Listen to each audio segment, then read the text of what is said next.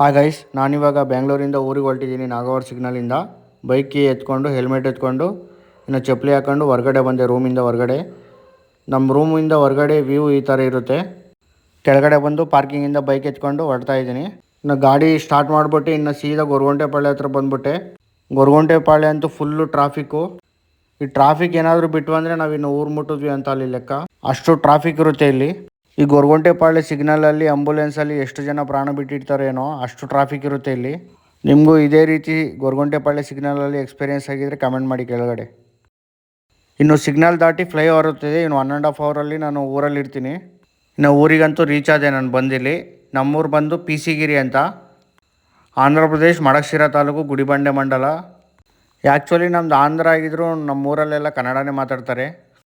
ನಮ್ಮದು ಎಜುಕೇಷನ್ ಮಾತ್ರ ತೆಲುಗು, ಇನ್ನು ಉಳಿದಿದ್ದೆಲ್ಲ ಕನ್ನಡನೇ.